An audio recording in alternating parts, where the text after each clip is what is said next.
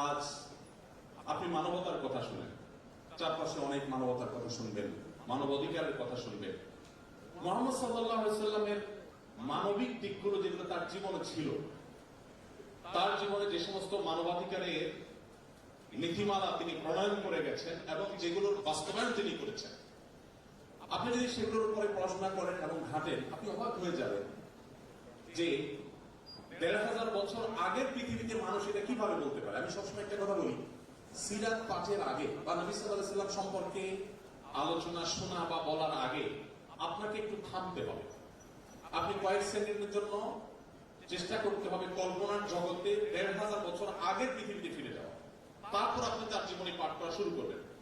তাহলে আপনি উপলব্ধি করতে পারবেন তার জীবনী যে সমস্ত গুরুত্বপূর্ণ দিক আছে সেগুলো আমাদের জন্য কত বেশি তাৎপর্যপূর্ণ এবং কম্পেয়ার করতে আপনার সুবিধা হবে। যেমন আজ শিক্ষার কথা আমরা সবাই বলি, শিক্ষার গুরুত্ব একজন রিক্সা চালক, একজন দিনমজুর, একজন খেটে খাওয়া শ্রমিক, একজন সাধারণ মানুষ, একজন অশিক্ষিত মানুষও বুঝেন যে শিক্ষা আজ খুবই গুরুত্বপূর্ণ একটা বিষয়। কিন্তু আপনি যদি ৫০ বছর আগে বাংলাদেশের বাস্তবতার কথা চিন্তা করেন, আমাদের বয়স তো খুব বেশি না, এখানে স্যারদের প্রিন্সিপাল স্যার অনেক বেশি বয়সের সিনিয়র, অনেক স্যাররা আছেন এখানে অনেক সিনিয়র, আমি তাদের সন্তান বা ছোট ভাইয়ের বয়সে। আমি আমার শৈশবে গ্রামীণ পরিবেশে যেহেতু বড় হয়েছে, আমি গ্রামের ছেলে, আমি দেখেছি যে অনেক বাবা মা সন্তানদের খেতে কাজ করাটাকে পড়ালেখা করার চাইতে অনেক দরকারি কাজ মনে করতেন। এখন হয়তো গ্রামেগঞ্জে খুঁজলে কিছু পাওয়া যাবে। তাহলে ৪০ বছর বা ৪০ বছর আগের বাস্তবতা যদি এই হয়, তাহলে ২০০ বছর আগের বাস্তবতা এই দেশে কি ছিল? এভাবে আপনি ১৫০০ বছর আগের সেই আরবের বাস্তবতা যদি চিন্তা করেন, তখন পড়ালেখার মতো একটা বেহুদা কাজ, জ্ঞান অর্জন করার মতো একটা অপ্রয়োজনীয় কাজ, সেই সমাজের মানুষের কাছে একটা হাস্যকর কাজ, আনপ্রোডাক্টিভ একটা কাজ আরেকটা মনে হয়েছিল।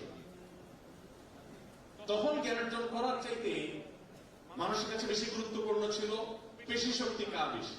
কারো সন্তান হয়েছে, তাকে সবকিছুর আগে কিভাবে সে ঘোড়া চালাবে, কিভাবে সে তীর চালাবে, কিভাবে সে তরবারি চালাবে, কিভাবে সে বল্লম চালাবে, কিভাবে সে যুদ্ধ করবে, কিভাবে সে শারীরিক কসরত করে শক্তিশালী হবে, এই প্রচেষ্টাই ছিল।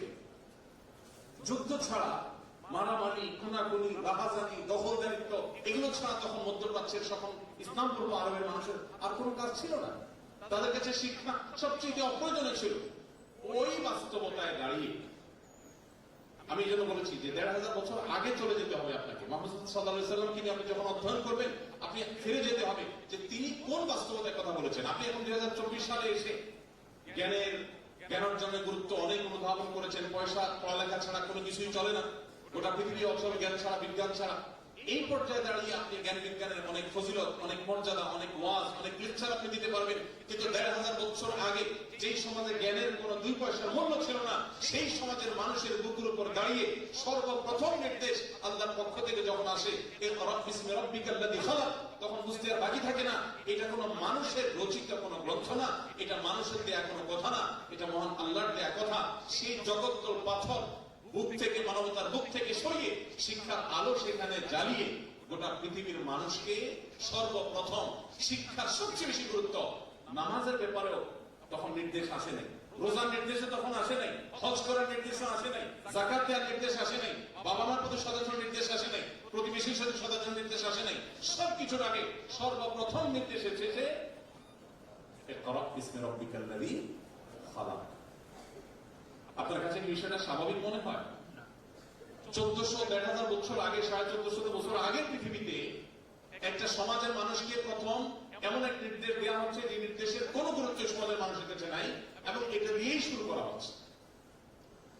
নবী করিম সাল্লাল্লাহু আলাইহি ওয়াসাল্লাম তিনি তার সেই মানবিক যে মুহাম্মদ সাল্লাল্লাহু আলাইহি ওয়াসাল্লামের যে রূপ, আমরা নবী মুহাম্মদ সাল্লাল্লাহু আলাইহি ওয়াসাল্লামকে অনেকে জানি, মানবিক মুহাম্মদ সাল্লাল্লাহু আলাইহি ওয়াসাল্লামকে আমরা অনেকে জানি না।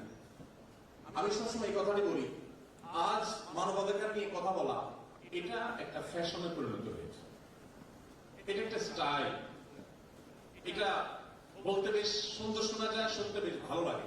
মানবাধিকারের কথা, শ্রমিকের অধিকার, নারীর অধিকার, এগুলো বললেই শরীরের মধ্যে একটা ভাব চলে আসে, তাই না? যে অধিকার নিয়ে কথা বলছি, লোকটা খুব আধুনিক, খুব স্মার্ট, লোকটা খুব সময় সচেতন, লোকটা খুব মানবিক, লোকটা খুব মানবতাবাদী। আপনারা আমার চেয়ে নিশ্চয়ই অনেকে ভালো জেনে থাকবেন, আজ পৃথিবীতে আমাদের দেশেও অনেক মানুষ মানবাধিকারের অনেক সুন্দর সুন্দর সবক শোনায়, গুলি আওড়ায়, কিন্তু এগুলো সবগুলো হলো বিভিন্ন এমবাসি থেকে পাওয়া, বিদেশিদের কাছ থেকে পাওয়া বিভিন্ন প্রজেক্টের টাকা হালাল করার জন্য।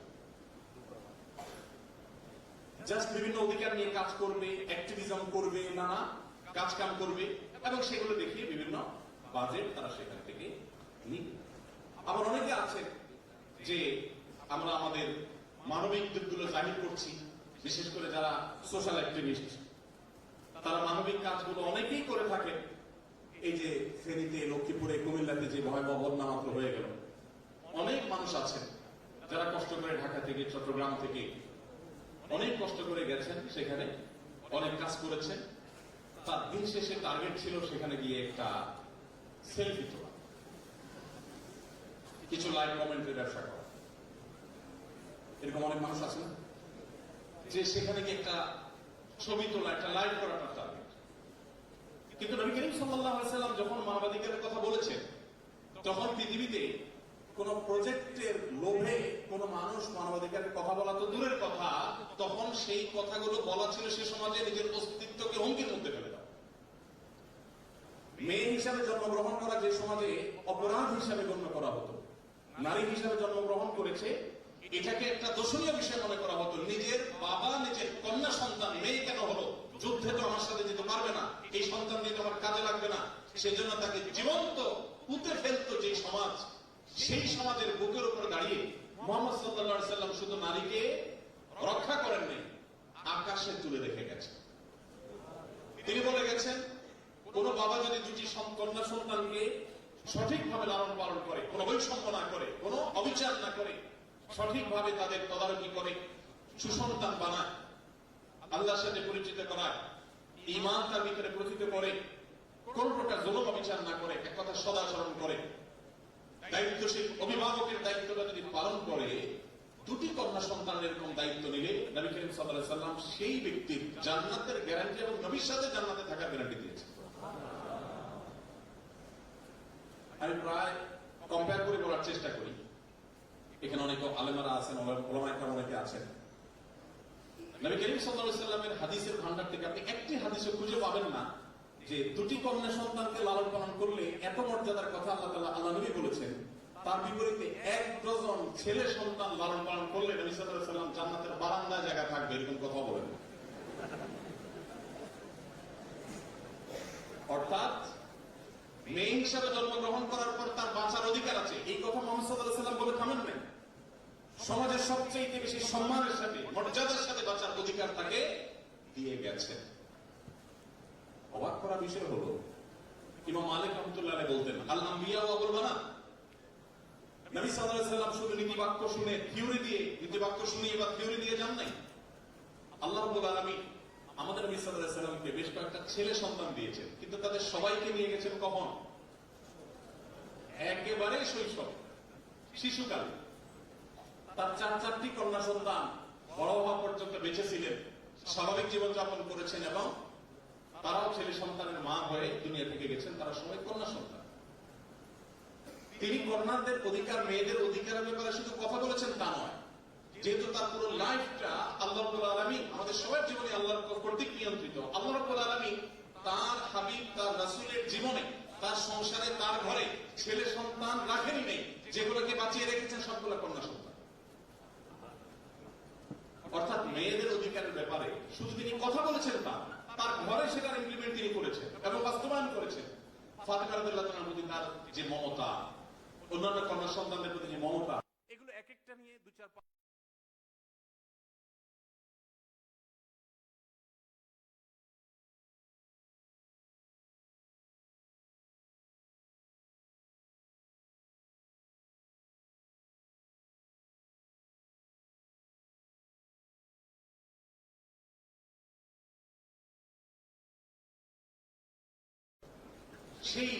১,৫০০ বছর আগের মানুষের যে কালচার ছিল সেই কালচারের কথা বলা হচ্ছে, যে এইভাবে আদর করার কালচার তখনকার মানুষের কাছে ছিল না, মানুষ জানতো না। এমনি আরবরা মানুষ হিসেবে একটু সাধারণত রূঢ় স্বভাবে,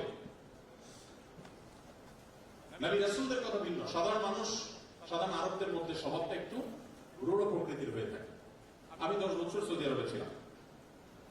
ইসলামিক অ্যাফেয়ার্স মন্ত্রণালয়ের তরফ থেকে বাংলা ভাষাভাষীদের মধ্যে দাওয়াতি কাজ করা আমার দায়িত্ব ছিল।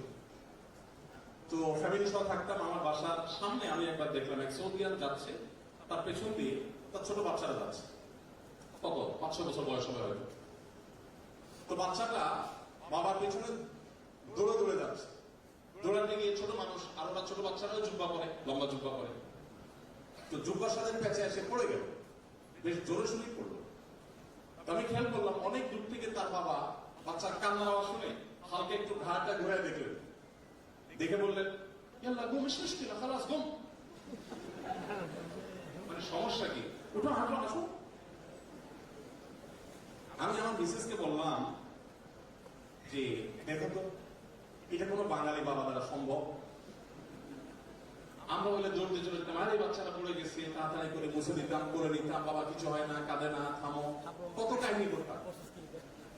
আর ওই লোকটা আমি দেখলাম, আমার চোখের সামনে দেখলাম না, যে অনেকগুলো বাচ্চারা পড়ে আছে, কাঁদতেছে, বেশ ব্যথা পাইছে, বলতেছে খালা আছিস মুশকিল হয়ে গেল, সমস্যা কি, উঠো দাঁড়ান আসো। এটা বলে সে আবার হাঁটা শুরু করছে। বাচ্চা আমাদের উপরে দেখছে, আর কি করা, কষ্টের করে বেচারা হাঁটা শুরু করে দিচ্ছে।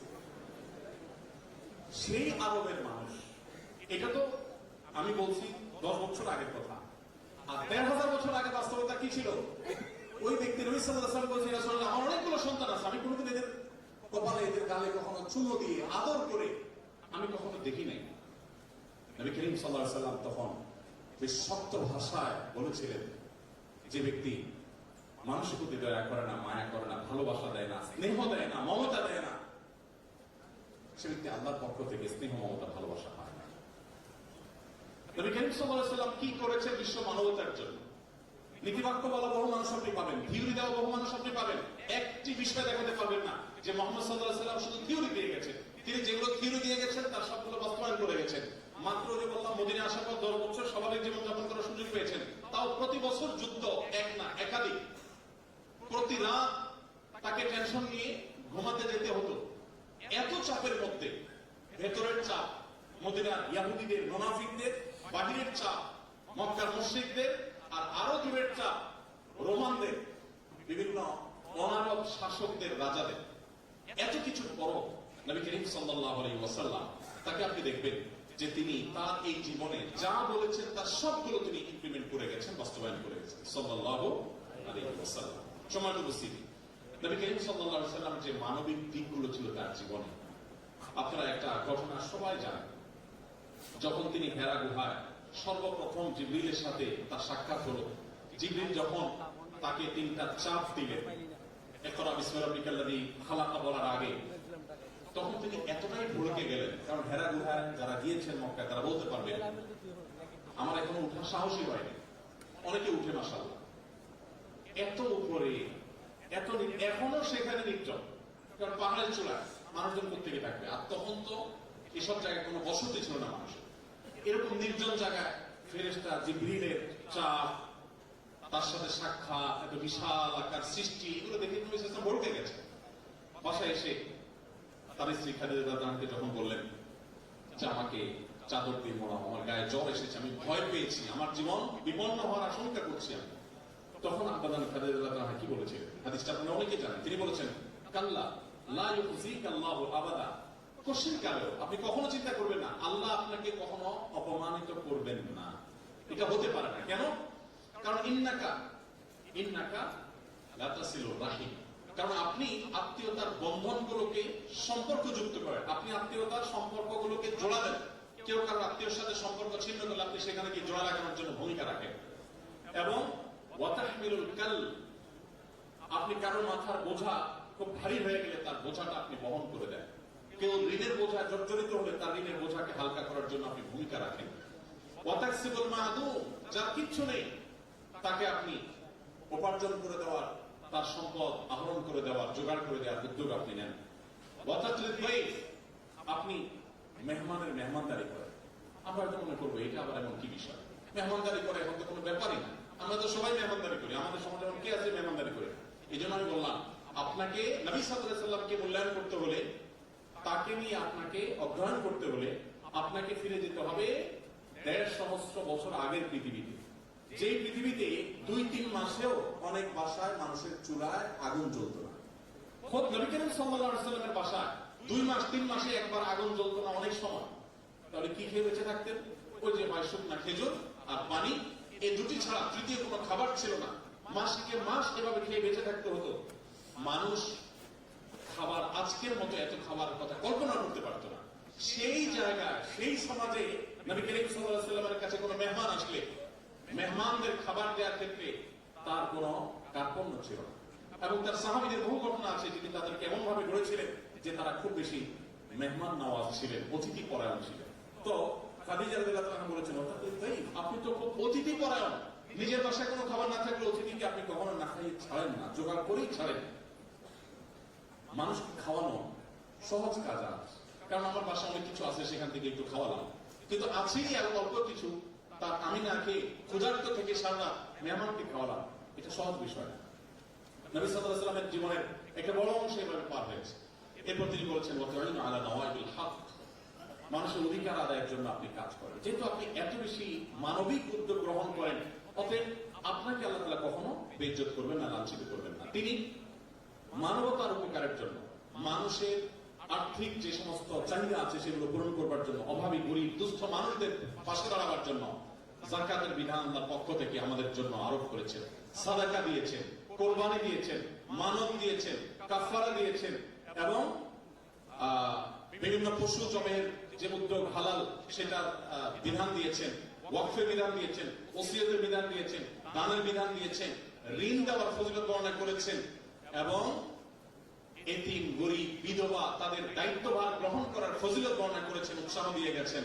এবং যত রকমের কল্যাণমূলক কাজ আছে, মসজিদ নির্মাণ, মানুষকে পানি পান করানো, কূপ খনন করা, রোজাদারকে ইফতার করানো, তালেবে ইলমের খানা খাওয়ানো, ইতিকাফকারীদের খেদমত করা, মসজিদের আবাদ করা, সমাজের নানামুখী কাজ করা, বিপন্ন মানবতার পাশে দাঁড়ানো, বিধবাদের বিশেষ করে দায়িত্বভার গ্রহণ করা, এরকম শত সহস্র আইটেম বলা যাবে। এমনকি বন্দীদেরকে খাবার দেওয়ার উদ্যোগ গ্রহণ করা, শত সহস্র আইটেম তিনি বের করেছেন এবং সেগুলো ইমপ্লিমেন্ট করেছেন মানবতার মুক্তির জন্য, মানবতার উপকারের জন্য, মানবিক উদ্যোগ হিসাবে।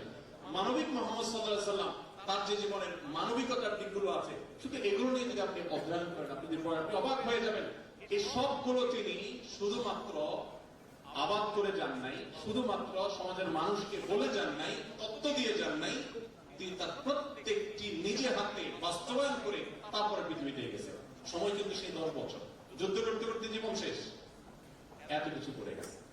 ভাইরা আমার, তো সেই নবী করিম সাল্লাল্লাহু আলাইহি ওয়াসাল্লাম সম্পর্কে আমাদের জানার প্রয়োজন আছে না নেই? আলোচনা করতে করতে হয়তো অনেক দিক চলে যেতে পারবো, অনেক আলোচনা করতে পারবো। আমার মনে হয় আমরা কনক্লুশনে চলে আসি। নবী করিম সাল্লাল্লাহু আলাইহি ওয়াসাল্লাম তার চাইতে উত্তম কোন আদর্শ, তার চাইতে উত্তম কোন মডেল, কোন বিকল্প আমাদের জন্য, গোটা বিশ্বের মানুষের জন্য আর কেউ হতে পারে না। এটা একজন মুসলমান হিসেবে শুধুমাত্র ভক্তি বিশ্বাসের বিষয় না, এটা বাস্তবতা।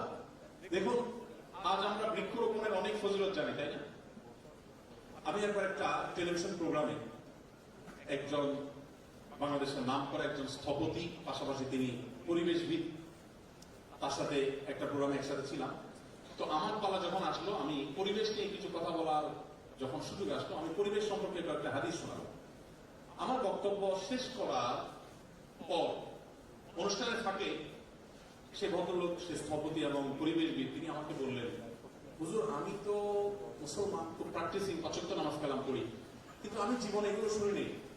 পরিবেশ সম্পর্কে আমার নবী এই সমস্ত কথা বলে গেছে। এখন এই পর্যায়ে এসে ফ্যাক্টরি রেভলিউশনের পর যত্রতত্র কলকারখানা করে, কালো ধোঁয়ার মাধ্যমে, কলকারখানা বর্জ্যের মাধ্যমে গোটা পৃথিবীকে বাস অযোগ্য করে তোলার পর এখন পৃথিবীর সবচেয়ে বেশি বাজেট হয়ে থাকে পরিবেশের জন্য। গোটা বিশ্বের সব দেশগুলো এখন পরিবেশের জন্য সবচেয়ে বেশি বাজেট দিচ্ছে এবং পরিবেশ নিয়ে সবচেয়ে বেশি তারা কনসার্ন। কিন্তু আপনি চিন্তা করুন তো, ফ্যাক্টরি রেভলিউশন হয়েছে কতদিন হয়েছে? বেশি দিন আগের কথা না। পৃথিবীতে যখন এই কলকারখানা হয়নি, যখন এগুলোর বর্জ্য, তারপরে ধোঁয়া, কালো ধোঁয়া এবং নানাবিধ কারণে পৃথিবীর পরিবেশ যখন নষ্ট হয়নি, সেই পৃথিবীতে 1450 বছর আগের পৃথিবীতে বৃক্ষরোপণ করার গুরুত্ব বর্ণনা করার কি প্রয়োজন ছিল? অবাক করা ব্যাপার না? এখন বৃক্ষরোপণের গুরুত্ব আমরা বুঝি, তখনকার মানুষ তো বৃক্ষরোপণের বৈজ্ঞানিক উপকারিতাও জানত না, আবার প্রয়োজনীয়তা এতটা ছিল না, কারণ পরিবেশ নষ্ট হয়নি।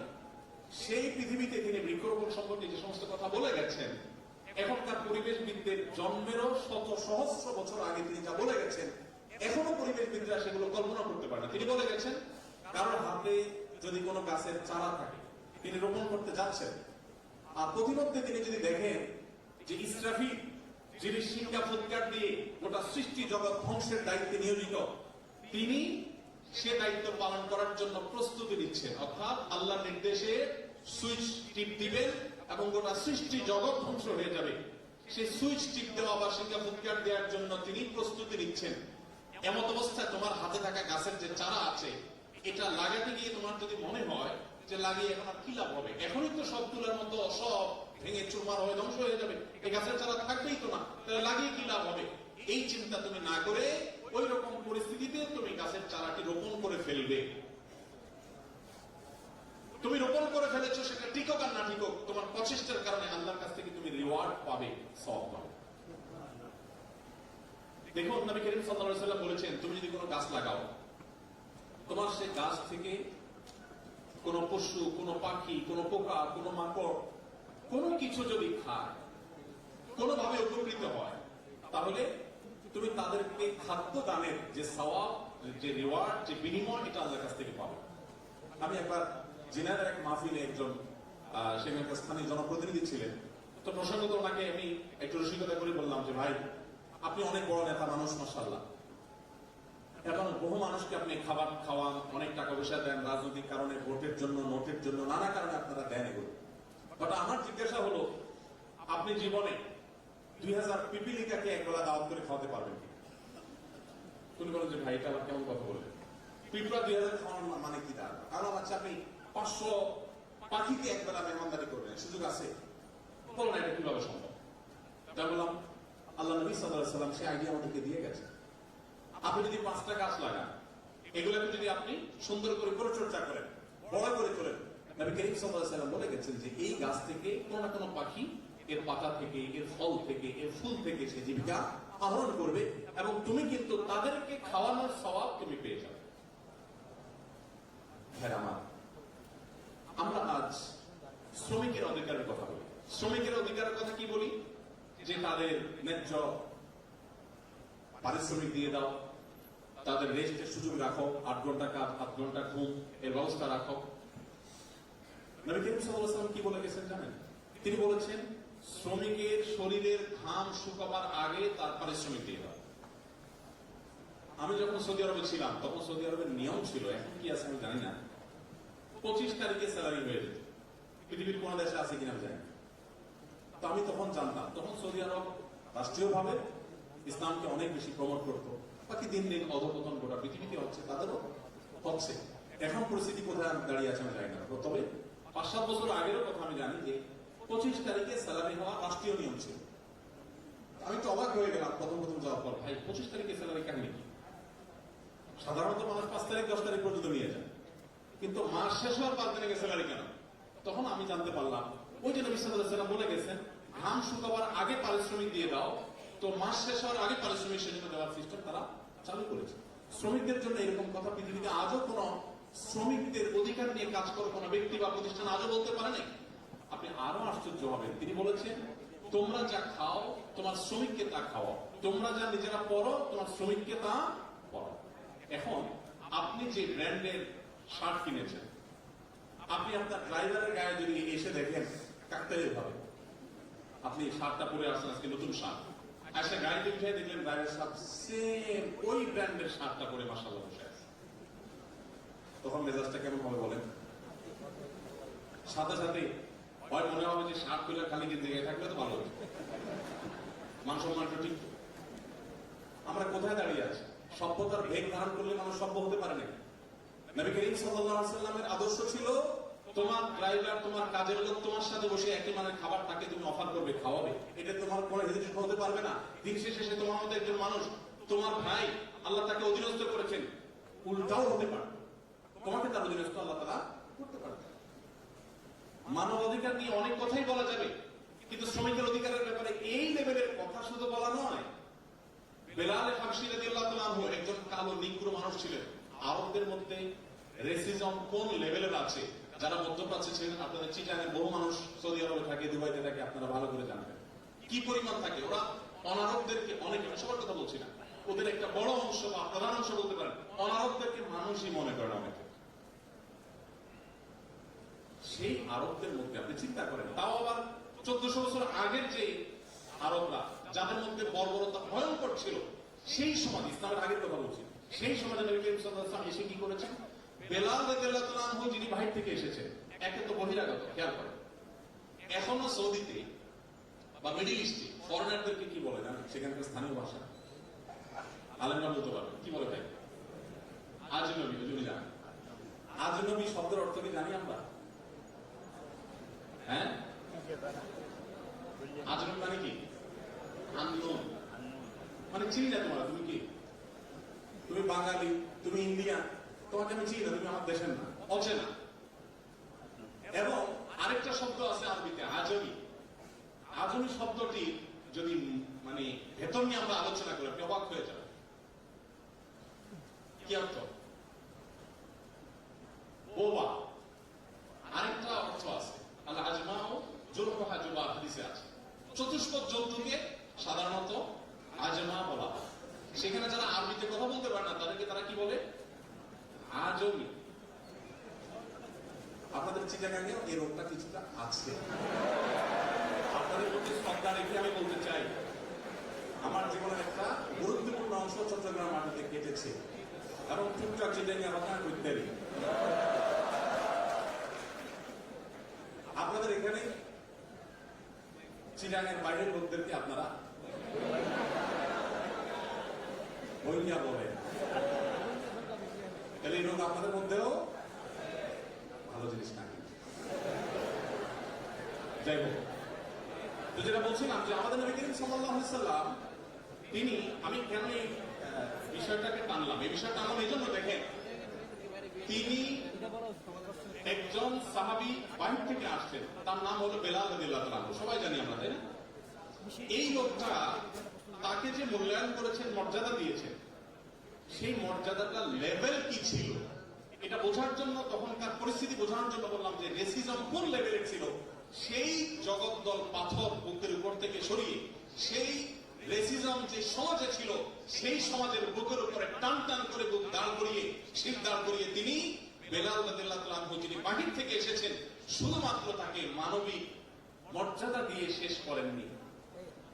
একাধারে যে লোকটা বাহির থেকে আসছেন, অনারব, ইথিওপিয়ান, আবার তিনি গায়ের রংটা কালো ছিল, অর্থাৎ যে রঙের মানুষদেরকে পছন্দ করতো না, সাদা কালো। এখনো পৃথিবীতে আমেরিকার মতো দেশে আপনারা জানেন, শ্বেতাঙ্গ খ্রিস্টানদের মধ্যে যে এক ধরনের স্নায়ু যুদ্ধ এটা চলমান আছে এখনো। সভ্যতার সবচেয়ে বেশি দাবিদার যারা, তাদের দেশে আপনার কৃষ্ণাঙ্গ শ্বেতাঙ্গ নিয়ে এখনো পর্যন্ত যে আপনার দ্বন্দ্ব সেটা চলমান আছে। সেখানে সেই নবী সাল্লাল্লাহু আলাইহি ওয়াসাল্লামের সময়কার যে মধ্যপ্রাচ্যের মানুষের অবস্থা ছিল, মানসিক অবস্থা ছিল, সেই সমাজের মানুষের কাছে একজন লোক বাহির থেকে আসছে, একে তো অমানব, আজনবী, আননোন মানুষ, আবার তিনি গায়ের রং তার কালো, আবার তিনি কৃতদাস ছিলেন। একটা মানুষকে সেই সমাজে ঘৃণা করার যতগুলো উপাদান প্রয়োজন ছিল, তার সবগুলো যখন একজন মানুষের মধ্যে ছিল, সেই মানুষটাকে শুধুমাত্র মানবিক মর্যাদা দেন নাই, তাকে নবী সাল্লাল্লাহু আলাইহি ওয়াসাল্লাম নিজের সহকারী হিসেবে, মসজিদের মুয়াজ্জিন হিসেবে, আজকালকার মুয়াজ্জিন নয়, সেই সমাজের মুয়াজ্জিন, মসজিদের সবচেয়ে সম্মানজনক পদটা তাকে দিয়েছেন। আজ আপনি দেখবেন বহু মানবাধিকারের সবক দেওয়া মানুষগুলো বাসায় কাজের বুয়াদেরকে মেরে ফেলে। শুনেন না পত্রপত্রিকাতে, দেখেন না আপনারা? মানবাধিকার, শ্রমিকের অধিকার নিয়ে কথা বলতে বলতে মুখ দিয়ে আমরা ক্ষয় ফুটে ফেলাই। বাসায় দেখা গেল কাজের লোক মারতে মারতে শরীরে দাগ করে ফেলছি, পত্রপত্রিকা নিউজ হচ্ছে, প্রায় দেখেন না? মুহাম্মদ সাল্লাল্লাহু আলাইহি সাল্লাম সেই মানুষ ছিলেন যিনি শুধুমাত্র তত্ত্ব দিয়ে যান নাই, প্রতিটি তত্ত্বের সর্বোৎকৃষ্ট বাস্তবায়ন করে তারপর পৃথিবীতে চলে গেছেন। সময় কিন্তু ওই 10 বছর। আপনি তার জীবন নিয়ে যদি অধ্যয়ন করেন, আপনি বিস্মিত না হয়ে পারবেন না যে আল্লাহর সৃষ্টি জগতে তার অস্তিত্ব, তার জীবনী, এর চাইতে বড় বিষয়ের আর কোনো বিষয় নেই। আপনি দেখাতে পারবেন না জীবনে এত বাধা ছিল, এত বিপত্তি ছিল, এত ঝামেলা ছিল, এত টেনশন ছিল। আমাদের এই যে টুকটাক পেরেশানি আছে। আমি আসুন্নাহ ফাউন্ডেশন চালাই, আমাদের প্রিন্সিপাল স্যারের প্রতিষ্ঠান চালান, আমাদের ডাইরেক্টর স্যার ওনার সেক্টর, হসপিটাল সেক্টর চালান। আমরা আমাদের এই ক্ষুদ্র দায়িত্ব গুলো পালন করতে গিয়ে আমাদের অনেক সময় মাথা গরম থাকে, মেজাজ গরম থাকে। সামনে কেউ কোনো কিছু নিয়ে আসলে বলি, আরে পরে আসো, দেখো না ঝামেলার মধ্যে আছি, একটু পরে আসো। এরকম উৎসাহ প্রকাশ আমরা সবাই কম বেশ করি মানুষ হিসেবে, তাই না? আমাদের জীবনের অংশ এটা। কিন্তু আপনি অবাক হবেন, নবী করিম সাল্লাল্লাহু আলাইহি ওয়াসাল্লামের সারা জীবনে আপনি যতগুলো জীবনী গ্রন্থ পড়বেন এবং হাদিস গ্রন্থে নবী সাল্লাল্লাহু আলাইহি ওয়াসাল্লাম থুথু কয়বার কোথায় ফেলেছেন সেটাও কিন্তু সংরক্ষিত আছে। স্ত্রীর সাথে ঘরের অভ্যন্তরে তিনি কি করেছেন, কি আচরণ করেছেন, সেগুলো সব রেকর্ড আছে। তার জীবনের কোনো কিছু আর রেকর্ড নেই। তিনি একান্তে ওয়াশরুমে যখন পরিচ্ছন্ন হতেন, সেই পরিচ্ছন্ন হওয়ার ধরন ছিল, উপায় ছিল, নিয়ম ছিল, প্রক্রিয়া পদ্ধতি কি ছিল সেটাও হাদিসে আসছে। তিনি ওযুতে কুলি করেছেন, কয়বার করেছেন, কিভাবে করেছেন সেটাও হাদিসে আছে। তার পার্সোনাল লাইফের এমন কোনো পার্ট না যেটা হাদিসে আসে নাই। কিন্তু আপনি অবাক হবেন, নবী সাল্লাল্লাহু আলাইহি ওয়াসাল্লামের সারা জীবনের মধ্যে একটি বারের জন্য এমন কোনো ঘটনা ঘটে নাই যে তিনি খুব টেনশনে আছেন, যুদ্ধের মধ্যে আছেন, রণাঙ্গনে আছেন, বদর, উহুদ, খন্দক, এই সমস্ত ঝামেলার মধ্যে আছেন, শত্রুদের নানামুখী আক্রমণের মধ্যে আছেন, এবং তিনি টেনশনের চোখে কাউকে বলেছেন, সবাই এখন আমার কাছে, আমি টেনশনে আছি। এরকম কথা তার জীবনে একটাও কিভাবে সম্ভব? 63 বছরের জীবনে একবারও থাকবে না? যার জীবনে সবকিছু সংরক্ষিত আছে, কাউকে যদি ছাড়ি দেন সেটাও কি সংরক্ষণে থাকতো? হাদিস সম্পর্কে যদি আপনার করে প্রাইমের ধারণা থাকে, তাহলে আপনি বলতে পারবেন যে নবী সাল্লাল্লাহু আলাইহি ওয়াসাল্লামের জীবনে কাউকে ছাড়ি দিবেন আর সেটা হাদিসে বর্ণনা থাকবে না, অসম্ভব। সবকিছুই আছে, কিন্তু এটা আপনি তার জীবনে একটাও খুঁজে দেখাতে পারবেন না। কিভাবে সম্ভব? কিভাবে সম্ভব বলেন? 2024 সালের এই বাস্তবতা, এই পৃথিবীতে দাঁড়িয়ে আমরা কত টেনশনে থাকি। সুইচ দিলেই ফ্যান ঘুরে, আপনার রিমোট টিপ দিলে এসি চলে, কথা বলছি স্মুথলি, কোন অসুবিধা না, মাইকের ব্যবস্থা আছে, লাইটের ব্যবস্থা আছে, কিছুই ছিল না। বাসায় খাবারটা পর্যন্ত ছিল না, আরাম করে ঘুমাবে সে ব্যবস্থা পর্যন্ত ছিল না, চতুর্মুখী শত্রুতা ছিল।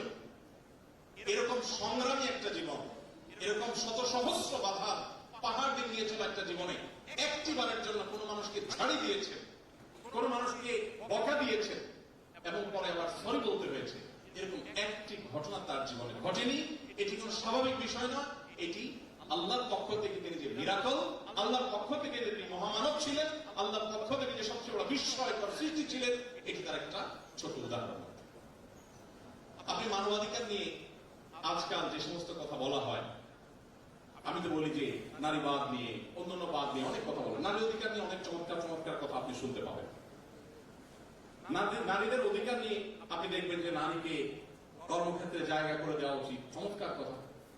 কিন্তু সেটা দেখবেন ইয়াং নারীদের বেলা, বৃদ্ধ নারীদের বেলা দেখবেন কি বলে, পশ্চিমা পৃথিবীতে যারা আমাদেরকে এগুলো সবক দেয়, তাদের দেশে বৃদ্ধ নারীদের বেলায় তাদের একমাত্র ডিসিশন হলো বৃদ্ধাশ্রম। আর কোন বিকল্প আছে তাদের কাছে? কিন্তু আমার মুসলমানের কাছে কি বিকল্প আছে বলুন? আমার মুসলমানদের সমাজে আমার নবী সাল্লাল্লাহু আলাইহি ওয়াসাল্লাম যে আদর্শ শিক্ষা দিয়ে গেছেন, সে আদর্শের শিক্ষার কারণে আমাদের সমাজে নারীর জীবনের সবচেয়ে উপভোগ্য টাইমটা থাকে, সবচেয়ে সুখকর সময়টা থাকে তার বার্ধক্যের সময়। শূন্য, সামন্ত, ছেলে পেলে, নাতিপুতি সব চারপাশে ঘিরে থাকে, ভাবটাই অন্যরকম।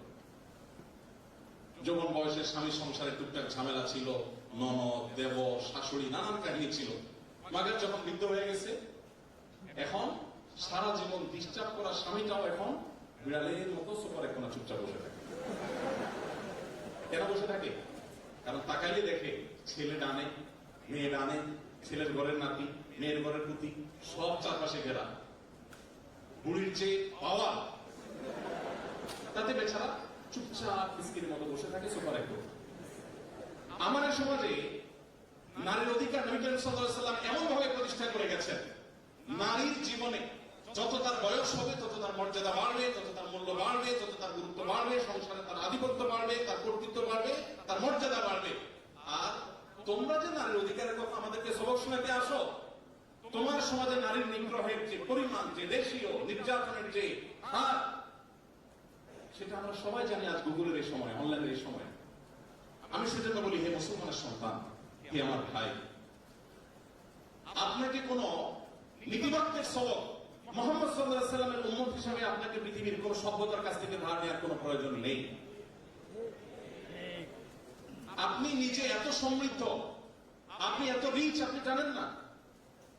আপনার মানবাধিকারের প্রয়োজন, আপনার পশুর অধিকার প্রয়োজন। পশুর অধিকার নিয়ে তিনি কি করে গেছেন? কোন পশুকে যদি জবাই করেও তোমার খেতে হয়, ছুরি ভালো করে ধার দিয়ে নাও।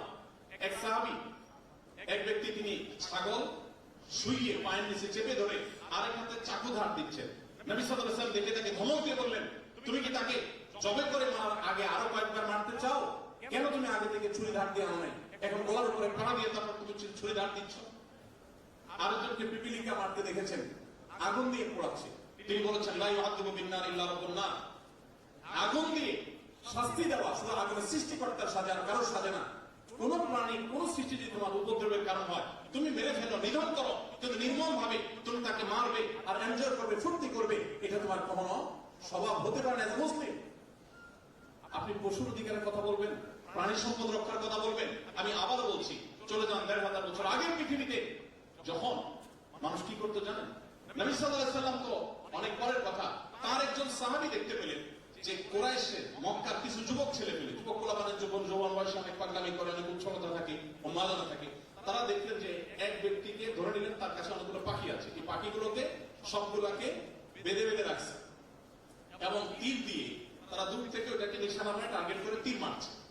কোন পাখির গায়ে লাগছে, মারা যাচ্ছে সাথে সাথে।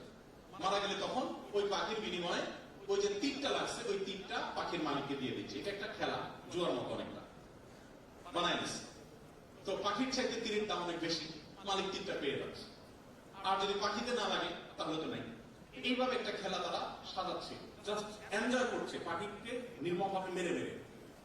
নবী করিম সাল্লাল্লাহু আলাইহি ওয়াসাল্লাম সাহাবী সম্ভবত আব্দুল্লাহ ইবনে ওমর রাদিয়াল্লাহু আনহু, তিনি যখন এই যুবকদের কাছাকাছি আসলো, দেখেন কিছু বলতে হয়নি, তাকে দেখে সবগুলা ভোদ সব পালা গেছে।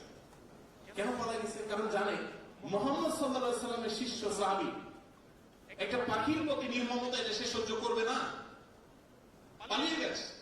তিনি খুব কঠোর ভাবে তাদেরকে ভৎসনা করেছেন এবং তাদের এই বর্বরতার বিরুদ্ধে তিনি কথা বলেছেন। ভাইরা, আজ আপনাকে যারা মানবতার সবক দেয় আর আপনি শুনে খুব বেশি আপ্লুত হয়ে যান, ফিলিস্তিনে নিরীহ মানুষগুলোকে পশুর মতো, পশুর চাইতে আরো নির্মম ভাবে অনবরত হত্যা করে ফেলা হচ্ছে, তাদের মুখে কোনো মানবাধিকারের কথা সেখানে পাবেন না। আপনি মুহাম্মদ সাল্লাল্লাহু আলাইহি ওয়াসাল্লামের উম্মত, আপনার মানবাধিকারের সবক, আপনার পরিবেশ রক্ষার সবক, আপনি যে কোনো কিছুর সবক নিতে চান, আপনাকে পৃথিবীর কারোর কাছে যাওয়ার দরকার নেই। এদের এই সমস্ত আদর্শ যারা বলছে, তাদের এই আদর্শগুলো জন্মের 1000 বছর আগে যে আদর্শ আপনাকে ইসলাম দিয়ে গেছে, আল্লাহ শপথ করে বলছি, আপনার চাইতে সমৃদ্ধ আদর্শের দিক থেকে পৃথিবীতে কোনো জাতি হতে পারে। আল্লাহ আমাদের সবাইকে মুহাম্মদ সাল্লাল্লাহু আলাইহি ওয়াসাল্লামের জীবনীকে জানা এবং সে আলোকে আমাদের জীবনকে আলোকিত করার তৌফিক দান করুন। আমি দুঃখিত, আমি বোধহয় অনেক বেশি দীর্ঘ সময় নিয়ে ফেলেছি। ঘড়ির সামনে নাই, আমার এটা একটা রোগে পরিণত হয়েছে যে আমার সামনে ঘড়ি না থাকলে 2, 4, 5, 7 ঘন্টা চলে যায়, টের পাই না। তো যাই হোক, অনেক বেশি সময় আমি নিয়ে ফেলেছি, আরো অল্প সময় নেওয়া দরকার ছিল। আপনাদের নাকি প্রশ্ন আছে? আবার প্রশ্ন আছে? না, এটা প্রশ্ন না, এখানে কিছু প্রশ্ন আছে।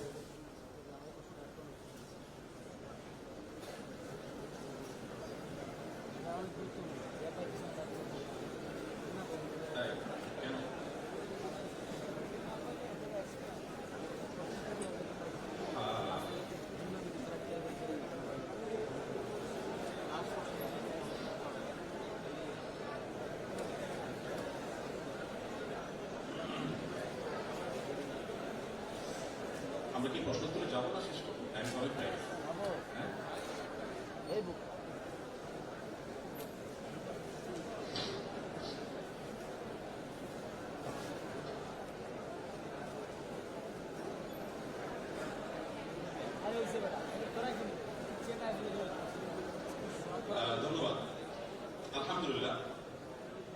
আপনাদের এত দীর্ঘ সময় পর্যন্ত আমার এই আগোছালো কথা, আমি আসলে কোনো সুবক্তাও না, বাকি মানুষ কেন শুনে আমি নিজে আসলে অবাক হই। মাঝে মধ্যে বাসায় আমার ওয়াইফকে বলি যে মানে কারণ কি আমি নিজেও খুঁজে পাচ্ছি না। মানুষের কণ্ঠে সৌন্দর্য থাকে, কত সুন্দর হুজুরদের গলাও ভালো থাকে, আমার কোনোটাই নাই আসলে। তারপর আপনারা যে এত কষ্ট করে শুনেছেন এবং ধৈর্যের পরীক্ষা আপনারা উত্তীর্ণ হয়েছেন, সাংসারিক জীবনে আপনারা অনেক সুখী হবেন ইনশাআল্লাহ। কারণ এরকম অপ্রয়োজনীয় বা এত আগোছালো কথা এত লম্বা সময় ধরে বসে বসে শুনতে পেরেছেন, এই ধৈর্য দিয়ে ইনশাআল্লাহ স্ত্রীদের অনেক জুলুম নির্যাতন সহ্য করে আপনারা টিকতে পারবেন ইনশাআল্লাহ। আমার বিশ্বাস যে আপনারা ধৈর্যশীল পুরুষ হওয়ার যে পরীক্ষা এটাতে উত্তীর্ণ হয়েছে। মেয়ের বাবারা এখান থেকে ছেলে খুঁজে দিতে পারবে, কারণ ধৈর্যের পরীক্ষা এই পরিমাণ উত্তীর্ণ হয়েছেন আপনারা যে আপনাদেরকে অনেকে চুজ করতে পারে। যাই হোক, আমি বিশেষ করে আমাদের প্রিন্সিপাল স্যারের কাছে আবেদন করতে চাই যে আলহামদুলিল্লাহ যেহেতু অত্র প্রতিষ্ঠানের শিক্ষার্থীদের মধ্যে ইসলামের প্রতি তাদের আগ্রহ অনেক বেশি, স্যার নিজেই বললেন যে গত এক সপ্তাহ পর্যন্ত নাওয়া খাওয়া বন্ধ করে এই প্রোগ্রামকে সাকসেস করার জন্য তারা চেষ্টা করেছে। এত অল্প সময় কোনো প্রোগ্রামের টাইম দেওয়ার রেকর্ড আমার খুব একটা নাই, মাত্র 4-5 দিনের নোটিসে, এবং আমার জন্য খুব কষ্টের ছিল। আজকে ঢাকায় একটা বড় সিরাত সেমিনার ছিল, সেখানে ধর্ম উপদেষ্টা মহোদয়ের থাকার কথা ছিল, বাট ওনারা নিয়মতান্ত্রিক ভাবে টাইমটা কনফার্ম করেন নাই, সেই জন্য ওনাদের পোস্টার সব হয়েছে, বাট আমি সেখানে যাই না, যেহেতু এটা কনফার্ম হয়েছে এখানে আসছি। ওটা ওনাদের ত্রুটি ছিল সেজন্য। তো এখানে এসে আমি আমাদের শিক্ষার্থীদের যে উৎসাহ দেখতে পেলাম, আমাদের সম্মানিত স্যারদের যে আনন্দ দেখতে পেলাম, আমি বিশেষভাবে অনুরোধ করতে চাই প্রিন্সিপাল স্যারের কাছে যে শিক্ষার্থীদের ধর্মীয় শিক্ষা, মোরাল শিক্ষার জন্য একটা সেন্টার, একটা প্রতিষ্ঠানের মধ্যে একটা ছোট বডি যদি করে দেওয়া হয়, তারা সেখান থেকে দিনী বিষয়গুলো চর্চা করলো, স্যারদের তত্ত্বাবধানে হলে সেটা সঠিক লাইনে থাকবে, কোনো ভুল পথে যাবে না, মিসগাইডেড হবে না। একটা কথা হলো যে বাংলাদেশের মানুষ ধর্মপ্রাণ, প্রচন্ড ভাবে দেশের মানুষ ধর্মকে ভালোবাসে, কিন্তু ধর্মের সঠিক শিক্ষা যদি না থাকে তাহলে মানুষ বিভ্রান্ত হয়, ভুল পথে চলে যায়। তো এটি যদি প্রতিষ্ঠানের তরফ থেকে হয় তখন শিক্ষার্থীরা একটা সুন্দর পরিবেশ পাবে। আমি অনুরোধ রাখতে চাই যে যদি সুযোগ থাকে তাহলে সেক্ষেত্রে এখানে ইসলাম সম্পর্কে যাতে জানাশোনা বাড়ে, শিক্ষার্থীরা যাতে নৈতিকভাবে বলিয়ান থাকে এবং বিপদগামিতার পথে যেন তারা না যায়, সেজন্য তাদের ইসলামিক জ্ঞান অর্জনের জন্য, ইসলামিক জ্ঞান চর্চার জন্য তাদের জন্য এখানে একটা পরিবেশ যেন ডেভেলপ করা যায়, একটা প্রতিষ্ঠান যেন গড়ে তোলে, একটা ইসলামিক সেন্টার হতে পারে, একটা দাওয়াত সার্কেল হতে পারে, বিভিন্ন প্রতিষ্ঠানে আছে। একটা ইসলামিক লাইব্রেরি হতে পারে, স্যার যদি লাইব্রেরি করার উদ্যোগ নেন, আমি ব্যক্তিগতভাবে কিছু বই গিফট করবো ইনশাআল্লাহ। নিশ্চয়ই ভালো উদ্যোগ হতে পারে। আমি দেখেছি ড্যাফোডিল ইউনিভার্সিটিতে ড্যাফোডিল ইসলামিক সেন্টার আলাদা করে তারা করেছেন, আর পাবলিক বিশ্ববিদ্যালয়গুলোতেও আলহামদুলিল্লাহ আমি চুয়েটে গিয়েছি, সেখানে স্যারদের অসম্ভব রকমের সহযোগিতা এবং আন্তরিকতা দেখেছি। প্রায় 3-4 হাজার স্টুডেন্ট ছিলেন প্রোগ্রামে, দীর্ঘ সময় আমরা প্রোগ্রাম করেছি।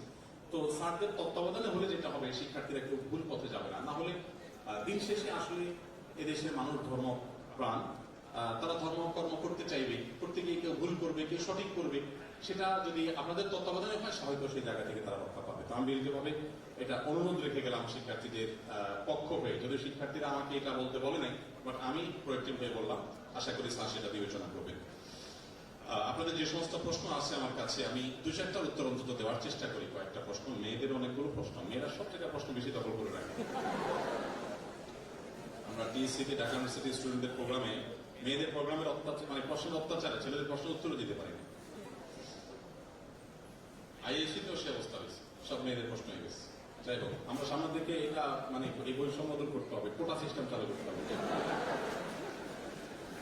আচ্ছা যাক, প্রথম প্রশ্ন, পর্ণ থেকে বাঁচার উপায় কি? এটাতে আমি খুব আসক্ত হয়ে পড়েছি, এটার জন্য নামাজও আমার মিস হয়ে যাচ্ছে। দুর্ভাগ্যজনক একটি বাস্তবতা হলো যে পর্ন এডিকশন আমাদের সমাজে ভয়ঙ্কর ভাবে বেড়ে চলেছে। এটা থেকে আত্মরক্ষার জন্য ছোট ছোট কয়েকটা টিপসের কথা আমি বলবো। এটা নিয়ে অনেক বই পুস্তক আছে। অস্ট্রেলিয়ার একজন লেখকের একটা বই কোন একটা প্রকাশনী থেকে, সম্ভবত সমর্পণ কিংবা সমকালীন কোন একটা প্রকাশন থেকে বের হয়েছে, অথবা সিয়ান, তিনটা কোন একটা লাইব্রেরি হবে, তারা বের করেছে। বইটা অসাধারণ, পর্ন এডিকশন থেকে বাঁচার জন্য। আমি মোটা দাগে 2-3টা ছোট ছোট আইডিয়া বলতে চাই। 1 নম্বর হলো, দেখুন এই সব সমস্যার মূল হলো স্মার্টফোন এবং আপনার ইন্টারনেটের অপব্যবহার। যারা নিজেকে কোনোভাবে নিয়ন্ত্রণ করতে পারছেন না তারা একটু কষ্ট করে একটা হার্ড ডিসিশন নিতে হবে। ডিসিশনটা কি? আপনার যদি ওষুধে কাজ না হয়, সাধারণ মেডিসিনে কাজ না হয়, আপনারা ডাক্তার মানুষ, আপনার তখন অপারেশনের কথা বলেন যে মেডিসিনে দেখি হয় কিনা, না হলে অপারেশনে যেতে হবে। আপনি প্রথমে বিভিন্ন ভাবে ট্রাই করলেন, যখন দেখছেন কোনোভাবে হচ্ছে না তখন আপনাকে অপারেশনে যেতে হবে। অপারেশনটা কি? অপারেশনটা হলো স্মার্টফোনটা বিক্রি করে দিয়ে একটা বাটন ফোন নিয়ে ফেলবেন এবং আপনি যদি 6 মাস বা 4 মাস একটা নির্দিষ্ট সময় একটু কষ্ট করে এটা করতে পারেন, কিছু লোকের সাথে যোগাযোগে অসুবিধা হবে, কিছু ঝামেলা হবে, কিন্তু আপনার জীবনে একটা ব্যাধি থেকে আপনি মুক্তি পেয়ে যাবেন। আপনি নিয়মিত যখন এটাতে অভ্যস্ত হয়ে যাবেন, আপনি দেখবেন যে আপনার এই পর্ন এডিকশন অনেকখানি কমে যাবে ইনশাআল্লাহ। এর একটা বিষয়। আরেকটা বিষয় হলো যে নবী করিম সাল্লাল্লাহু আলাইহি ওয়াসাল্লাম দেখেন সেই 1500 বছর আগে বলে গেছেন, জিনাল আইনি আন নাযার, মানুষ চোখ দিয়েও ব্যভিচার করে। মানুষ চোখ দিয়েও ব্যভিচার করে। একজন নারীকে চোখ দিয়ে আপনি দেখলেন, দেখার পর বাজে কল্পনা জল্পনা করলেন, কল্পনার জগতে আপনি রেপ করলেন। দেখেন গোটা পৃথিবী রেপের বিরুদ্ধে কথা বলে, গোটা পৃথিবী কিন্তু ধর্ষণের বিরুদ্ধে কথা বলে, তাই না? ধর্ষণ এটাকে খুব জঘন্য অপরাধ হিসেবে দেখে। ইসলাম তার চেয়ে আরো অগ্রসর। আপনি কল্পনাই করতে পারেন না যেখানে ধর্ষণকে মানুষ অপরাধ বলছে, ইসলাম বলছে মনে মনে ধর্ষণকে অপরাধ। পৃথিবীর কোন সভ্যতায় কোন আদালতে মনে মনে ধর্ষণকে অপরাধ মনে করে? অথচ মানুষ মনে মনে একজন নারীর শ্লীলতাহানি করতে পারে, কল্পনার জগতে একজন নারীকে নিয়ে নোংরা চিন্তা করতে পারে। ইসলাম বলেছে সেই লোকটা অপরাধী, কেমন তার বিচার আল্লাহ তাআলা করবে। নারীকে আর কিভাবে সম্মানিত করতে পারে এবং অপরাধ প্রবণতা সমাজে কমাবার জন্য কত প্রোয়েক্টিভ থাকতে হয়, ইসলাম তার উজ্জ্বল এবং জ্বলন্ত উদাহরণ। এই জন্য এই পর্ন এডিকশন থেকে বাঁচার জন্য চোখের নিয়ন্ত্রণে কোনো বিকল্প না। আল্লাহ বলেছেন কুল্লিল মুমিনিনা ইয়াগুদ্দু মিন আবসারিহিম ওয়া ইয়াহফাযু ফুরুজাহুম, ঈমানদারদেরকে বলে দিন তারা যেন চোখকে হেফাজত করে, সংরক্ষণ করে। এবং নারীদেরকেও নির্দেশ করা হচ্ছে তারাও কিন্তু চোখের হেফাজত করতে হবে। নারীরা যদি মনে করে না আমাদের জন্য এই নির্দেশ নেই, ভুল হবে। আপনাদেরকেও কি করতে হবে? চোখকে সংযত করতে হবে। অনেক সময় দেখা যায় অনেক মেয়েরা অনেক হুজুরদের ওয়াজ শুনতে পছন্দ করে, বিশেষ করে ইয়াং যদি হুজুর হয়, দেখতে শুনতে যদি একটু সুন্দর হয়, অনেক মেয়েরা পছন্দ করে। সিরিয়াসলি শরিয়ার বিধান হলো যে আপনার যদি খুব বেশি ভালো লাগা কাজ করে তাহলে আপনার ওই হুজুরের ভিডিও দেখাই আপনার জন্য যায় না। আপনি বক্তব্য শুধু অডিও শুনবেন, আপনি বলবেন একটু বেশি কড়াকড়ি হয়ে গেল না। দেখুন ইসলাম সমস্ত অন্যায়ের পথ বন্ধ করে দিতে বলে। গোটা পৃথিবী বলবে খবরদার ধর্ষণ করা যাবে না, কিন্তু বিজ্ঞাপনী বিলবোর্ডে অশ্লীল দৃশ্য, টেলিভিশনের অ্যাডভার্টাইজমেন্টে অশ্লীল দৃশ্য আপনাকে দেখাবে, পত্রিকার পাতায় আপনাকে অশ্লীল দৃশ্য দেখাবে, দেয়াল লিখনে অশ্লীল কথা আপনাকে দেখাবে, পড়াবে এবং উদ্বুদ্ধ করবে মেয়েদেরকে, হ্যাঁ তোমরা খোলামেলা চলাফেরা করো। আপনি যখন দুবাইতে বা পৃথিবীর অন্যান্য দেশে যেসব দেশগুলোতে ওপেন কালচার আছে আপনি যাবেন, দেখবেন যে সেখানে অনেক সময় দেখা যায় ঠান্ডার দিন বেচারি মেয়ে হাফ প্যান্ট পরে হাঁটতেছে আর তার সাথে থাকা পুরুষটা নির্লজ্জের মতো ফুল প্যান্ট পরে হাঁটতেছে। বলে চামড়ায় ঠান্ডা লাগলে পুরুষেরও কষ্ট লাগে, মেয়েরও কষ্ট লাগে, কিন্তু এমন কালচার ডেভেলপ করছে যে তুমি হাফ প্যান্ট পরে হাঁটো, ঠান্ডা মরো, আর আমি ফুল প্যান্ট পরে আরাম করি। এটা নাকি নারীর অধিকার দেওয়া। তো যাই হোক, এই সভ্যতা যারা ডেভেলপ করেছে তারা কিন্তু সমাজ থেকে ধর্ষণ যেন দূর করা যায় তারা অনেক কাজ করছে, অনেক বক্তব্য দিচ্ছে, কিন্তু তারা সমাজটাকে এমন ভাবে নির্মাণ করছে যে মানুষ নিজেকে নিয়ন্ত্রণ করতে পারবে না। ইসলাম বলে ধর্ষণ নিষিদ্ধ, আর তার আগে থেকে বাঁধ দিয়ে দাও যাতে ধর্ষণের পথই বন্ধ হয়ে যায়। আগে থেকে বাঁধ দেওয়ার ব্যবস্থা ইসলাম রাখতে বলেছে।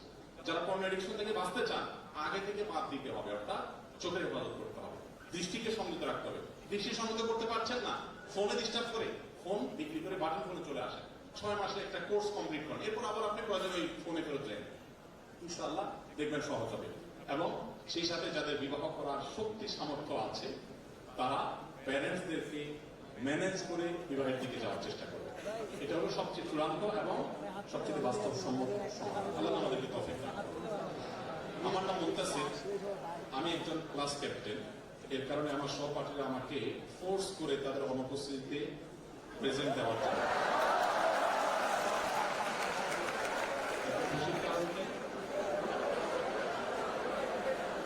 কমন করে গেছে। প্রেজেন্ট না দিলে আমাকে বিভিন্নভাবে অপকর্ম ভাসিয়ে দেয়। এখন আমার কি করা উচিত? দেখুন, খুবই দুর্ভাগ্যজনক একটা ব্যাপার। আমরা খুব হাসছি, হয়তো কমন ব্যাপার, সেজন্য বাস্তবতা হলো শিক্ষা জীবন থেকে বা ছাত্র জীবন থেকে কিন্তু আমাদের নীতি নৈতিকতার বিষয়গুলোতে আমাদের জিরো টলারেন্সে আসতে হবে। আমার ছেলে এসএসসি পরীক্ষা দিয়েছে, তো মেয়েটাও দিয়েছে, তারা মাদ্রাসার পরে পাশাপাশি পরীক্ষা দিয়েছে। তো ও যখন পরীক্ষার হলে ছিল, পরীক্ষা হল থেকে আসছে, ওর আশেপাশে থাকা সব পোলাপানকে বিরক্তর উপরে, এমনকি ওর স্যার নাকি বলছে যে তুমি এরকম শক্ত হয়ে বসে থাকলে শুধু হবে, ডানাভাবে দেখতে হবে, তুমি ডানাভাবে কিছু খেয়াল করো। মানে আমাদের সমাজে নীতি নৈতিকতা এরকম একটা পাংশে বিষয় পরিণত হয়েছে, এমন একটা অপ্রাসঙ্গিক বিষয় পরিণত হয়েছে যে একজন শিক্ষার্থী তিনি অন্যায় করছেন, অন্যায় অন্যায় মনে করছেন। আপনি ক্লাস ক্যাপ্টেনকে বাধ্য করছেন, আপনি প্রেজেন্ট ছিলেন না, তাকে বলছেন তুমি প্রেজেন্ট দাও আমার, না দিলে তাকে নানাভাবে আপনি হয়রানি করছেন। তার মানে আপনি যদি বড় হন, আপনি এদেশের একজন বড় দুর্নীতিবাজ হবেন। আপনি যখন ডাক্তার হবেন, সরি টু সে, আপনি একজন কমিশন কোর্ট ডাক্তার হবেন। যার ছাত্র জীবনে আল্লাহর ভয় নেই, নীতি নৈতিকতার বালাই নেই, যে আমি আসি নাই, আমার প্রেজেন্ট কেন থাকবে, বরং কেউ দিলে আমি সেটাকে নিষেধ করব। সেখানে আপনি যদি ফোর্স করেন, তাহলে মনে রাখবেন এই অনৈতিকতাই আপনাকে একজন খারাপ মানুষ হওয়ার পথে নিয়ে যাবে, আপনার অজান্তে, আপনি টেরও পাচ্ছেন। এই জন্য আল্লাহর রাস্তায় আল্লাহকে ভয় করবেন। কোন মিথ্যা কথা কোন মিথ্যা কথা নিজে বললেন, কাউকে দিয়ে বলালেন অথবা প্রতিষ্ঠিত করলেন, এই সবগুলো কিন্তু সমান অপরাধ। এবং ঈমানদার তার জীবন চলে যেতে পারে, কখনো মিথ্যা কথা বলতে পারে না। আমাদের নবী সাল্লাল্লাহু আলাইহি ওয়াসাল্লামের জীবনে এত বাধার কথা আমরা বললাম, আপনি দেখাতে পারবেন না একটি জায়গায় তিনি কোন মিথ্যার আশ্রয় নিয়ে কোন বিপদ থেকে উদ্ধারের ন্যূনতম চেষ্টা করছেন, কখনো করেন। এই জন্য ভাই, অনুগ্রহ করে এই বিষয়গুলোতে আমরা সিরিয়াস হওয়ার চেষ্টা করবো ইনশাআল্লাহ। যে কোনোভাবে আমার অ্যাবসেন্ট লেখা থাকবে, আমার তাতে একটু নাজেহাল হতে হবে, আমি হয়তো পানিশমেন্টের মুখে পড়বো, আমি হয়তো মার্ক কম পাবো, আমার তো আরো অনেক সমস্যা হবে, কিন্তু আমি মিথ্যার কারণে জাহান্নামে যেতে হবে, আমার আদর্শ স্খলনের ব্যাপারটা ঘটবে, আল্লাহর কাছে পাপিষ্ঠ হবো, এর দায় কিনে নেবে। এই জন্য এই জায়গাটাতে আমাদের না চলতে হবে। আর্থিক সচ্ছলতার জন্য আমি টিউশন করিয়ে থাকি। আমি যুবক হয়ে কোনো যুবতী মেয়েকে টিউশনে পড়াতে পারবো কিনা, বিশেষ দ্রষ্টব্য আমার কাছে ছেলে স্টুডেন্টের চেয়ে মেয়ে স্টুডেন্টের টিউশনের অফার বেশি আছে। দেখুন, আপনি অবশ্যই টিউশনি করবেন, কিন্তু সেক্ষেত্রে ছেলে হিসেবে আপনি ছেলেদের টিউশনি করবেন, মেয়েরা মেয়েদের টিউশনি করবে। আর মেয়ে যদি খুব ছোট হয় সেটাও আপনি করতে পারেন। আর যদি বড় হয়, পর্দার আড়াল থেকে মেয়ে স্টুডেন্ট থাকলো, সামনে তার ভাই বা অন্য ছেলে স্টুডেন্ট থাকলো, পড়াতে পারেন। কেন ইসলামী বাইন্ডিংস গুলোর কথা বলে? আমাদের কাছে একটু সেকেলে লাগে, আমাদের কাছে একটু বিরক্তি লাগে, আমাদের কাছে মনে হচ্ছে ইসলাম আমাদেরকে আটকে রাখছে একটা ভাব। যারা খুব বেশি খোলামেলা হয়েছেন, যারা খুব বেশি উদার হতে গিয়েছেন, তাদের সমাজের বাস্তবতা আপনি একটু জানার চেষ্টা করেন, তারা কেমন আছে। আমি নিশ্চিত করে বলতে পারি আপনাকে, তাদের সামাজিক ভাবে তাদের ছেলেরা মেয়েরা ভালো নেই। বিকজ হচ্ছে আল্লাহর নির্দেশের বাইরে গিয়ে কোন আইডিয়া এক্সপেরিমেন্ট করে মানুষ শিক্ষিত হতে পারবে না। ভারতের কোন একটা রাজ্যে যখন পাশবিক নির্যাতন, ধর্ষণের হার অনেক বেড়ে যাচ্ছে, কোনোভাবে নিয়ন্ত্রণ করতে পারছে না, তখন তারা সে রাজ্যের সরকার ড্রেস কোড মেয়েদের জন্য দিয়ে দিচ্ছে, যে এই ড্রেস করতে পারবে, এটা পারবে না। তো ইসলাম যেটা বলে মানুষ সেটা বুঝে, কিন্তু ওই যে গাদার মতো পানি খায়, কিন্তু গোলায় তাত্ত্ব। অতএব এই জায়গাটাতে কোন একজন মনীষী, কোন একজন বিজ্ঞানী বলেছেন না যে একজন ছেলে, একজন মেয়ে, একজন পুরুষ, একজন নারী যদি তারা গায়ে মারাম হন, একান্ত নিজের ব্লাড, নিজের মা বোন, ঘরের মেয়েরা না হন, অর্থাৎ যাদের সম্পর্কে রক্ত সম্পর্ক আছে, এরকম মেয়েরা যদি না হন, তাহলে সেক্ষেত্রে একজন ছেলে একজন মেয়ে কখনো তথাকথিত ভালো বন্ধু হওয়ার কোন স্কোপ নাই। এটা একটা প্রতারণা, এটা সাবস্টেপ একটা প্রতারণা। যদি বলেন যে না, এখন আমার মনে কোনো খারাপ চিন্তা নাই, আমরা ভালো বন্ধু, তো চিন্তা আসবে, এখন নাই, ডেফিনেটলি যদি না আসে ডাক্তার দেখাতে হবে। না আসার মানে হলো আপনি অসুস্থ। আল্লাহ সৃষ্টি করেছেন এভাবে, আপনার ভিতরে আকর্ষণ হবে, আকর্ষণ হয় না, তাহলে আপনি দ্রুত ডাক্তার দেখান। এই জন্য আমার এই বিধানটা মেনেছে। সর্বশেষ প্রশ্ন, আপনার দৃষ্টিতে মুসলিম উম্মাহ বর্তমানে সবচেয়ে বড় সংকটের জায়গা কোনটি এবং এ থেকে উত্তরণের উপায় কি? মুসলিম উম্মাহ সবচেয়ে বড় সংকটের জায়গা আমার যেটা মনে হয়, আমি প্রায় চিন্তা করি বিষয়টার উপরে, সবচেয়ে সংকটটা আমাদের কোন জায়গায় আমার যেটা মনে হয় আমার ক্ষুদ্র জ্ঞানে, সেটা হলো কোরআন এবং সুন্নাহ থেকে দূরে সরে যাওয়া, ইসলামের আদর্শের জায়গাটা থেকে সরে যাওয়াটা, এটাই হলো আমাদের সংকটের সবচেয়ে বড় জায়গা। মুসলমান নামে মুসলমান অনেক বেশি। ডক্টর আব্দুল্লাহ জাহাঙ্গীর রহমতুল্লাহ ইসলামী বিশ্ববিদ্যালয়ের কুষ্টিয়া প্রফেসর ছিলেন, আপনারা অনেকে চিনেন। আল হাদিস ডিপার্টমেন্টের প্রফেসর ছিলেন, সড়ক দুর্ঘটনা মারা গেছেন। স্যার একটা কথা বলতেন, আমার খুব ভালো লাগতো। স্যার বলতেন যে আমাদের দেশে মুসলমান দুই প্রকার, এবং গোটা বিশ্বে ইনফ্যাক্ট সেটাই, যে মুসলমান দুই প্রকার। একটা হলো সেকুলার মুসলমান, আর একটা হলো রেগুলার মুসলমান। সেকুলার মুসলমান বলতে স্যার আমরা গতানুগতিক ভাবে যে সেকুলার যে অর্থে বলি সেটা না। স্যার বলতেন যে সেকুলার মুসলমান বলতে আমি বুঝাই যারা জুমা পড়ে, মাঝে মধ্যে মাগরিবের এশার নামাজটা পড়ে, আবার ফজর নামাজ কখনো মনে চাইলে 7-8টার দিকে পড়ে, অ্যাক্সিডেন্টলি কখনো মসজিদে পড়ে ফেলে। তারা যখন নামাজ পড়ে শেষ করে টুপিটা ভাঁজ করে প্যান্টের পকেটে বা শার্টের পকেটে রেখে দেন, টুপিতে ভাঁজ করার সাথে তার ধর্মটাও ভাঁজ করে ফেলে। এবং যখন তিনি ব্যবসা করেন, চেম্বারে বসে, অন্য কোনো কাজ করেন, তখন তার ধর্মের কর্মের জন্য বালাই থাকে। এই মানুষগুলোকে স্যার বলেছেন যে এরা হলো সেকুলার মুসলমান, অর্থাৎ ইসলামকে সিরিয়াসলি তারা প্র্যাকটিস করে। আর যারা কোরআন হাদিস যা বলেছে এটাকে মেনে চলার চেষ্টা করে, মানতে না পারলে নিজেকে ভৎসনা করে, সিরিয়াসলি মেনটেন করার চেষ্টা করে, হালাল হারাম মাহারাম নন মাহারাম সবকিছুকে সিরিয়াসলি যারা মেনটেন করার চেষ্টা করে, তাদেরকে স্যার বলতেন যে রেগুলার মুসলমান। এখন আমাদের সমাজে রেগুলার মুসলমানের সংখ্যা কত কম, গোটা বিশ্বে রেগুলার মুসলমানের সংখ্যা অনেক কম। এটার কারণেই বললাম যে মুসলমানদের ওই যে পুরানো মুসলমান আদর্শ থেকে সরে যাওয়া, বিচ্যুত হয়ে যাওয়া, এটা হলো আমাদের সবচেয়ে বড় সংকটের কারণ। এই কারণে আমাদের অধঃপতন, এই কারণে আমাদের লাঞ্ছনা বঞ্চনা, এই কারণে আমাদের যত রকমের অপমান দেখি, আমাদের পিছিয়ে পড়া দেখি। এই কারণে মুহাম্মদ সাল্লাল্লাহু আলাইহি সাল্লাম যখন অর্ধ পৃথিবী জয়ের সূচনা করে দিয়ে গেছেন, খলিফা ওমর রাদিয়াল্লাহু তাআলা আনহু, খোলাফায়ে রাশেদা সেটাকে সামনে এগিয়ে নিয়ে গোটা পৃথিবীর অর্ধেক যখন তাদের পায়ের তলে নিয়ে এসেছেন, শাসন করেছেন, তখন পৃথিবীর সবচেয়ে বড় অস্ত্র শস্ত্রের, সবচেয়ে বড় অর্থনীতিতে সমৃদ্ধ দেশ হিসেবে মুসলমানরা ছিলেন তা কিন্তু না। সবচেয়ে সমৃদ্ধ জাতি অস্ত্র শস্ত্রে বা অর্থনীতিতে ছিলেন তা কিন্তু না। আদর্শে সবচেয়ে বলিয়ান ছিলেন, বলিষ্ঠ ছিলেন। এখনো পৃথিবীতে মুসলমানদের শক্তির মূল জায়গাটা হলো আদর্শ। যতটুকু পিছিয়ে আছে ততটুকু আদর্শের না থাকার কারণে। আপনি বলবেন অনৈক্য আমাদের বড় সমস্যা। অনৈক্য কেন হয়? অনৈক্য হয় এই জন্য যে আমরা কোরআন হাদিসের উপরে চলি না। কোরআন হাদিসের জন্য তো আমরা অনৈক্য করতে পারি না। আমাদের অনৈক্যের কারণ হলো কোরআন হাদিসের আদর্শ থেকে বিচ্যুত হয়ে যাওয়া। কোরআন তো বলেছে ওয়ালা তাফাররাকু, তোমরা বিভিন্ন গ্রুপে বিভক্ত হয়ো না। কোরআন তো বলেছে আতাসিমু বিহাবলিল্লাহি জামিআ, তোমরা সবাই ঐক্যবদ্ধভাবে আল্লাহর রশিকে আঁকড়ে ধরো। কোরআন তো আমাদেরকে একত্রে থাকতে বলেছেন, বিচ্ছিন্ন হতে বলেনি। সো আমাদের যত অধঃপতন এর মূল কারণ হলো কোরআন এবং সুন্নাহর আদর্শ থেকে বিচ্ছিন্ন হয়ে যাওয়া। আল্লাহ রাব্বুল আলামিন আমাদের সবাইকে কোরআন এবং সুন্নাহর আদর্শে আদর্শবান মানুষ হওয়ার তৌফিক দান করুন। আমাদের সবাইকে আমরা যা শুনলাম বললাম সেগুলো আমল করার তৌফিক দান করুন। আমি আবারও দুঃখ প্রকাশ করছি, অনেক বেশি সময় নিয়ে ফেললাম, স্যারদেরকে অনেক কষ্ট দিয়েছি, আপনাদের অনেক কষ্টের কারণ হয়েছে। আল্লাহ রাব্বুল আলামিন এই কথাগুলো থেকে যেগুলো উপকারী কথা, সেগুলোকে আল্লাহ আমাদের জীবনে যেন গ্রহণ করবার তৌফিক দান করুন। সবাই গ্রহণ করবেন তো ইনশাআল্লাহ। আমরা এখান থেকে কোনো না কোনো শিক্ষা, কোনো না কোনো বিষয় এখান থেকে নিয়ে আমাদের জীবনে সেটাকে আমরা ইমপ্লিমেন্ট করতে পারি। বিশেষ করে আমি যে আবদারটা আপনাদেরকে রেখে গেলাম আজকে, যে আপনারা কমপক্ষে একটি সিরাত গ্রন্থ, নবী সাল্লাল্লাহু আলাইহি ওয়াসাল্লামের জীবনী গ্রন্থ একটি অন্তত শুরু থেকে শেষ পর্যন্ত জীবনে একবার হলে একটু পড়বেন। এবং এই পড়াটা আপনার ঈমানের মিটারকে অনেক দূর উপরে তুলে দেবে ইনশাআল্লাহ। আপনাকে ঈমানদার হিসেবে অনেক ভালো মুসলমান বানিয়ে দিবে, এটি আমার দৃঢ় বিশ্বাস। আর মুহাম্মদ সাল্লাল্লাহু আলাইহি ওয়াসাল্লামকে জানার ব্যাপারে আপনার অমুসলিম বন্ধু থাকলে তাদেরকেও বলতে পারেন যে দেখো, একজন মানুষ তার জীবনে সফলতার চূড়ান্ত শিখরে পৌঁছে গিয়েছেন এত বাধা সত্ত্বেও, কি ছিল তার জীবনে একটু জানার দরকার। তো আমার মনে হয়, আমার বিশ্বাস যে এটি আমাদের ঈমানকে বৃদ্ধি করতে, ঈমানকে স্ট্রং এবং শক্তিশালী করতে সহায়ক হবে। আল্লাহ রাব্বুল আলামিন আপনাদের সবাইকে, আপনারা যেহেতু মেডিকেল কলেজের স্টুডেন্ট, আপনাদের সবাইকে আল্লাহ রাব্বুল আলামিন এই জাতি শুধু নয় গোটা বিশ্ব মানবতার সবচেয়ে বেশি সেবা করার তৌফিক দান করুন।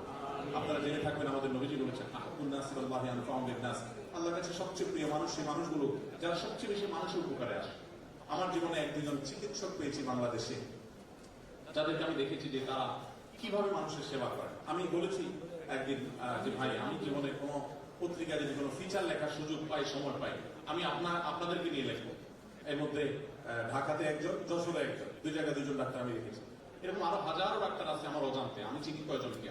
তো আমি আপনাদেরকে, তরুণ যারা মেডিকেল স্টুডেন্ট ছাত্র, আপনাদেরকে বলতে চাই, মানুষের সেবায় নিজেকে নিয়োজিত রাখবেন।